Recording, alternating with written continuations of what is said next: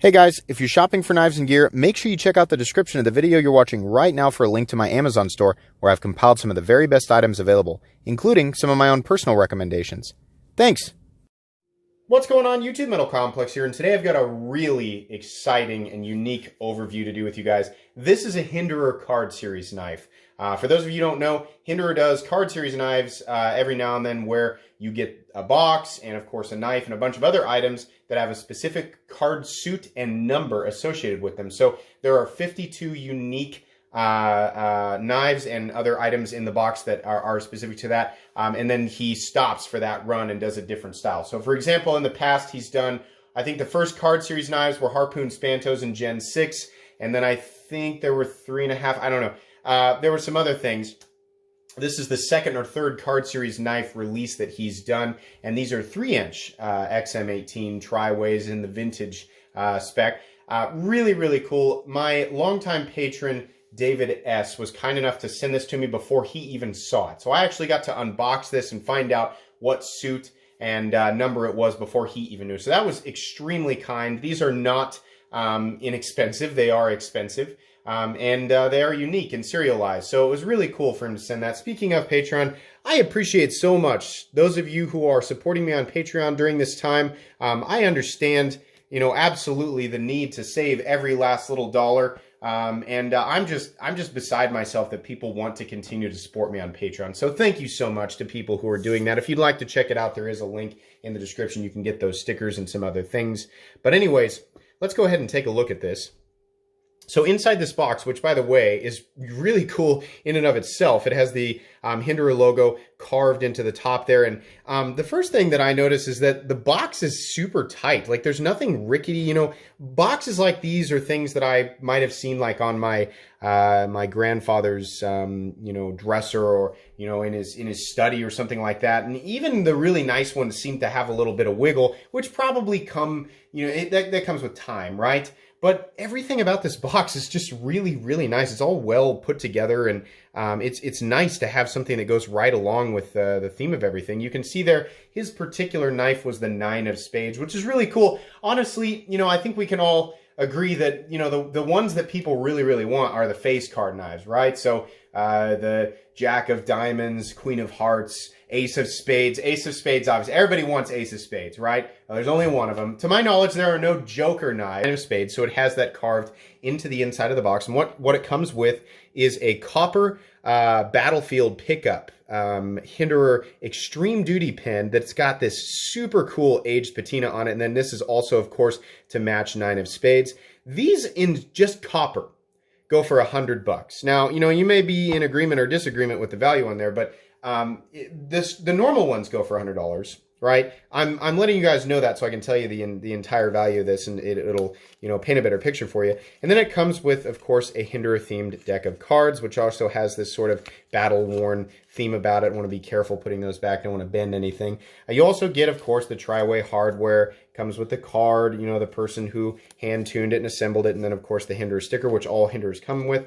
It also comes with a copper sort of battlefield vintage. The battlefield pickups and the vintage bear passing resemblances to each other in terms of the finish, but it sort of has that vintage theme applied to it. It says Rick Hinderer Knives on it. This is just cool. I mean, yeah, there's not a lot of use to it other than just it's a pair of dice, but it's just cool. Or die. Somebody's going to correct me. And then, of course, the star of the show is the vintage Hinderer XM18 3-inch. In this case, it's got the textured walnut scale. Now, for those of you wondering, is it smooth or is it textured? You actually apparently have a chance at either. I don't know that you get to choose. I don't know that I'd really care. Honestly, they're cool either way. These have the flame-treated hardware, which turns the hardware bronze. Then on the other side, it's actually the battle green theme. So for anybody who can't tell, actually, I'll get out my Hinderer XM18 so you guys can kind of take a look at the difference. So here's stonewashed, and then, of course, the battle green. This is the 3.5-inch. But you can see here it's got the flame-treated hardware everywhere, right? The screws up here and we've looked at a vintage before on this channel, so you guys probably know this, but it's got the laser engraved spade up there, and it says number 12 of 52. Even the lock bar stabilizer screw is bronzed, and what's cool is the thumb studs are bronzed. Now, a lot of you don't know or probably don't care, but it is not possible to get a Hinderer XM18 with bronze studs unless it's a special Signature Series XM18 that had that specially done in the factory, or if it's a custom. Right now, I'm sure people do it on the aftermarket, but that's the only way to get it from Hinderer outside of one of these. So that's really, really cool. That does apply to all vintage Series XMs. You can see there the Chicago screws are also bronzed. Yeah, it's really, really cool. I mean, the look of this knife, I mean, I think a lot of people will agree, is just, it's interesting. I mean, not only does it have this sort of this vintage look applied to it, right? But the contrast with the bronze and this battle green is just wonderful. And on top of that, of course, you have the tri-way action, which is just wonderful on this guy. No issues with it, and it'll break in over time, absolutely. So this is 01 tool steel, and I made the mistake on my last review of the Vintage Series XM. I called it DLC coated, and I knew better. It's Parkerized 01 tool steel. 01 tool steel is not a new steel. It's not a powder steel. It's meant to go along, because it made me laugh that people were like, 01 tool steel, how could they do that? It's meant to be part of a theme, right? This steel has been used for a very long time, and while it's not the newest and the best, one of the qualities of 01 is extreme toughness and edge stability. Now, you may not have edge retention like M390, blah, blah, blah, blah, blah. But what's cool is it goes along. It's actually, I mean, we have the wood and the bronze look and this battle green, but you also get a steel that actually would have been, on a knife from a long time ago, and it's actually usable. It really is. If you want to get sort of an idea of what 01 is capable of, I think Super Steel Steve actually has some videos on his channel where he has been enjoying and using his 01 vintage for a while now, and it's got his seal of approval. That's good enough for me, honestly. But these are just really interesting. And so here's the thing, we're 7 minutes in. This isn't going to be a super long video. We'll take some additional looks at these other items here in a second. But what's really cool about this, those of you who are aware of what Hinderer knives run, maybe you've handled one, right? If you've never handled one, or you've never spent more than maybe $100 on a knife, and this is probably still going to be pretty shocking to you, and it's completely understandable because nobody really ever needs to graduate into this realm of the knife world, right? It's just for people who want to, these kinds of things are here. But for those of you, who are familiar with Hinderer knives pricing, the base price on an XM18 3.5 inch or 3 inch is about $425. He has a couple of models that are just slightly under $400, I think around the $375 mark. Now, a vintage knife, understandably, considering more work goes into it, there's more, there's just more to it, right? More processes and things. Those go for a little bit more. I believe there's somewhere between $475 and $525. We'll call it $500, right? And then you get, of course, the pen here, which at base is about $100. I could tell you right off the bat that something like this, that's specific, that comes with a serialized knife and has this really, really cool copper patina all over, it's going to be worth a little bit more than $100. And then you get the dice, which again are just dice, but they're cool, absolutely. And then of course you get the box. So this comes in at $777, which honestly is, it's right there. I mean, yeah, there's a lot of people who kind of agreed, it's one of the only times that I've ever shown something on this channel that had an astronomical price tag associated with it. And most people, it was mostly, people who are kind of familiar with Hinderer knives were like, yeah, that makes sense.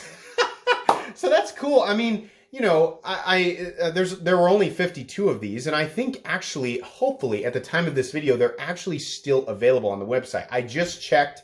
We're sitting on, the time of this recording is March 29th. I don't know when you guys will be viewing this, but at the time of this recording, they're still available. And once those 52 are gone, then this particular series will be done, which means no more 3-inch vintage series card knives. So it's cool. You get that sort of pride of ownership, right? You get an absolutely functional and unique knife. This knife is 100% unique. There's only one like it. It's number 12 of 52 in this series, and it's the only 9 of spades vintage 3-inch that will ever exist. So that's really, really cool. I mean, anybody who doesn't know, I'll do a quick little overview of the XM18 3-inch. You can go watch my review of it. The 3-inch is really nice, and honestly, the detents on these guys are just perfect. They're a little bit lighter than the 3.5 inch. They flip beautifully every single time. Because it is a tri-way, of course, you can switch out the hardware between bearings, which is what the steel spacers would actually replace if you wanted to add in phosphor bronze or nylon. So you can get the action and the feeling that you want, right? They all come with absolutely perfect centering. This one in particular is locking up at, perfectly at about 30% No blade play up, down, left, or right. I mean, it's absolutely solid, and the edge is also done flawlessly. I love Hinderers because of their external stops, right? I just like that setup. It'll mitigate pressure away from the pivot if you are using the knife for something outside of what normally you'd use a knife for. Look at this. Let's pause for a second. Even the stop pin is bronzed. I love that so much. Really, the only issue that I have with the 3 inches is the choke up position right here and the shape of the flipper tab actually make it a little bit difficult to choke up safely without running your finger up on the blade. As a lot of people have said, they really need to do a 3-inch again without the flipper tab because it would make this knife substantially more comfortable, and it'd be a little bit easier to choke up on this knife, you know, given that you'd have all this excess room where the flipper tab isn't. The other thing I like about the 3 inches, because the detent is a little bit lighter, and honestly, these little jimping spots down here aren't quite as far apart or deep or as aggressive as the 3-inch. You don't have this landmine of a landing zone back here that tears your fingers up quite as much as on the 3.5 inch. I'll admit that the 3.5 inch is a little bit uncomfortable to flip over and over and over and over again. It's a slight annoyance, right? The only people who are really going to be bothered by it are people like me who are going to sit around on their couch all day, every day, and flip them over and over and over again. If you're just going to use the knife 3 or 4 times a day, then you're not really going to care about that. So I always find it humorous, you know, when people lock in on that complaint. But it is, I mean, it's a valid complaint, absolutely. I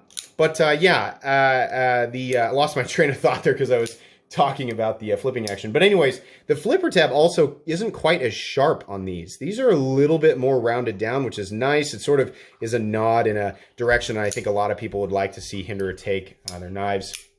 It's just great. The ergonomics are great. It's not quite a full 4-finger position down here when you lock up. It's more of the case, right? These are great knives. Absolutely fantastic users. You know, anybody who actually decides to EDC one of these is really, really going to be happy with it. I think this is great. I've always wanted to handle the Battlefield pickup pen. The top piece here is obviously meant as a self-defense mechanism, right? There's a bunch of interchangeable heads that will work with this vintage series, though this particular one has a finish that is specific to the rest of the knife. The pocket clip's pretty cool. You know, this is heavy, by the way. I mean, it is a heavy pen. We can weigh, if you'd like me to, I will, like I'm asking, like you guys can answer. I'm going to weigh all this stuff. If you're curious what the pen weighs, I mean, this is going to be a heavy pen to actually carry around with you. Coming in at all, it's almost a 4-ounce pen, right? It's a heavy pen. It's made of copper and it's huge. The knife itself comes in at a completely reasonable 3.25 ounces, which is nice. The wood has been treated, by the way, so this isn't a wood scale that you can expect to immediately expand and contract. I mean, for anybody who's considering buying one of these and actually using them, you can get standard, every now and then, standard vintage 3-inch XM18s and 3.5-inch XM18s. In fact, I will link down on GP Knives, you can get the 3.5-inch Skinners and XM24 spear points in vintage right now. So I'll link those down there if you guys want to pick one of those up for yourself. But anyways, the wood has been treated, so it's not going to expand and contract as readily in a situation with a lot of moisture as just a standard untreated scale would, right? Why not? Let's weigh the dice. I don't know why. The EDC dice come in at 1.5 ounces.